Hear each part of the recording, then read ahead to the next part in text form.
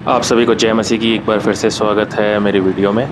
So guys, आज मैं जा रहा हूँ कनॉट प्लेस। अभी आप देख सकते हो कि मैं कनॉट प्लेस के जो है रूट पे हूँ और बस पहुँचने वाला हूँ कनॉट प्लेस। सो रीज़न ये है कनॉट प्लेस आज जाने का, क्योंकि जो मेरा भाई है इंग्लैंड से वो आ रखा है और अभी जो है वो पापा के जो है पास रह रहा है। पर आज हमें जो है मतलब मैंने उसे बोला था कि भाई तू एक काम कर, कनॉट प्लेस आ जा।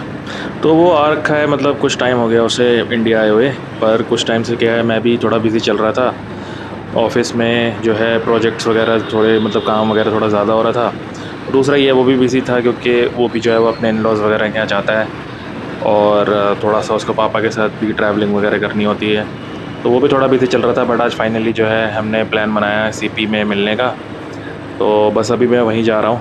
और एक चीज़ आपको और बतानी थी गाइस कि मेरी बाइक ना थोड़ी सी अभी वॉबलिंग कर रही थी। तो ये हैंडल वॉबल नहीं है, बेसिकली जब मैं बाइक चला रहा हूँ तो वो बाइक जो है ना वो थोड़ी थोड़ी जो है वॉबल हो रही है। मतलब कभी हल्की सी राइट में टिल्ट हो रही है, लेफ़्ट में टिल्ट हो रही है। तो अभी देखते हैं, अगर टाइम मिला तो मैं करोल बाग भी जाऊँगा, बाइक को भी जो है वो दिखाऊँगा और देखते हैं भाई इसमें अभी क्या इशू है। हैंडल वॉबल का तो ऐसा सच कोई इशू नहीं है, टायर अलाइनमेंट से रिलेटेड हो सकता है। ऑलरेडी जो है काफ़ी ख़र्चा हो गया मेरा।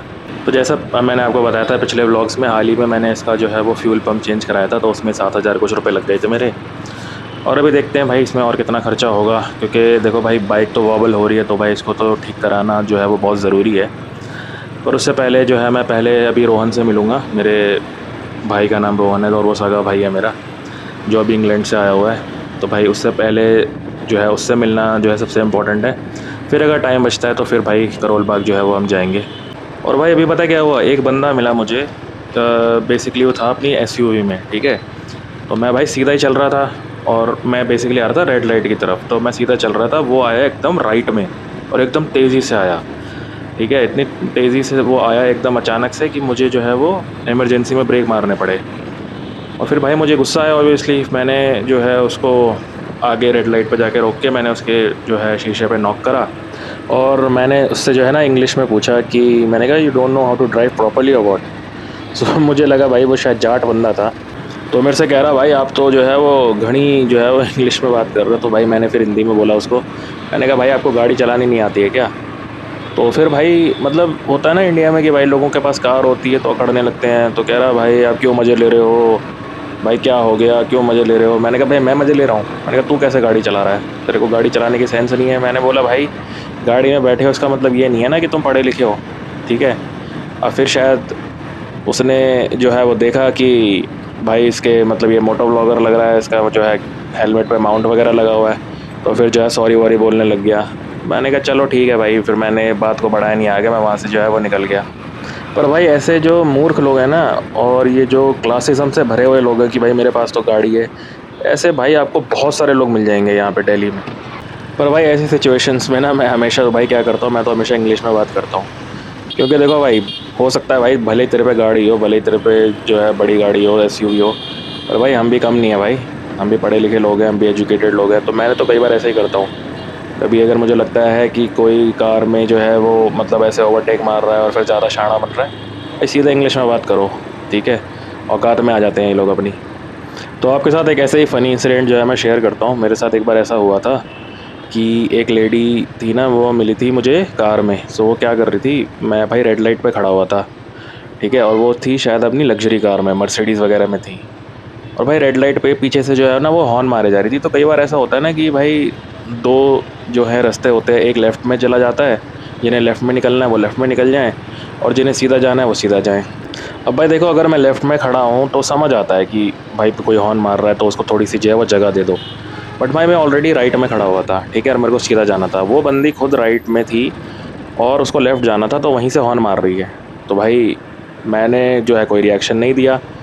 तो काफ़ी देर हॉर्न मारने के बाद उसने क्या किया, मेरी बाइक के साथ जो है अपनी कार लगाई रेड लाइट पे ही, और अपने ही वो होते हैं ना वो अपर क्लास वाले टोन में, भैया आपको सुनाई नहीं देता क्या, ठीक है। जैसे ही उसने ये चीज़ बोली, अब वो पता है एक्सपेक्ट कर रही थी, वो होते हैं ना टिपिकल जो है इंडिया के लोग, जैसे आदमी होते हैं, madam madam madam madam type के। उससे उससे लगा कि शायद मैं माफ़ी मांग लूँगा।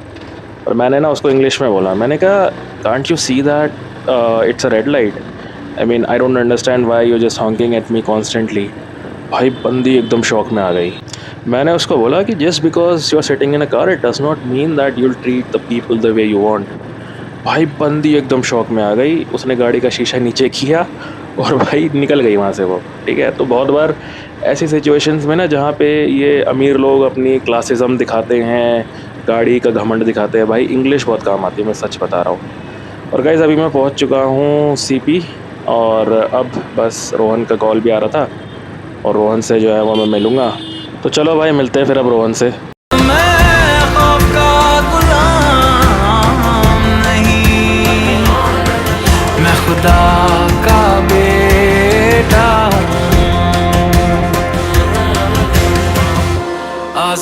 सो गाइस देखो ये रिम का काम हो रहा है यहाँ पे। टायर जो है मैं चेंज करवा रहा हूँ और इसमें जो है 140/70-17 सेक्शन वाला जो टायर है, रियर टायर जो है मैं वो चेंज करवा रहा हूँ। और अंकल बता रहे थे ये टायर जो है पूरा वो घिसा हुआ था और अब भाई इसको चेंज कराने का टाइम आ ही गया था। तो देखो ये मैं इसको जो है वो चेंज करवा रहा हूँ और रीज़नेबल प्राइस पे ही लग रहा है गाइस। सीएट का टायर है और इसके बाद टायर लगाने के बाद जो इसकी परफॉर्मेंस रहेगी वो मैं आपको आगे दिखाता हूँ। सो भाई अभी जो है मैं रोहन को जस्ट छोड़ने के बाद जो है मुझे थोड़ा सा टाइम मिल गया था, तो मैं बेसिकली भाई करोल बाग के लिए जो है वो निकल गया था। और वहाँ पर जैसा कि मैंने आपको अभी दिखाया कि वो भी जो शॉप के ओनर थे वो कह रहे थे कि भाई जिस भी मैकेनिक ने मतलब वो देखा उसने ये बताया कि भाई आपके जो टायर है ना वो बेसिकली घिस गए थे बिल्कुल, इस वजह से जो है वो बाइक वॉबलिंग हो रही थी। तो अभी जो रियर वाला टायर है ना गाइस वो मैंने चेंज करवाया है, वो 140 सेक्शन का टायर आता है। सो इसकी स्पेसिफिकेशन है 140/70-17 और ये बेसिकली मैंने ना सीएट का ही लगवाया टायर, सीएट जूम एक्सेल का, जो कि मेरे को जो है लगभग 3200 रुपये का टायर पड़ गया और 100 रुपये इसने अपना जो है वो लेबर चार्ज लिया था।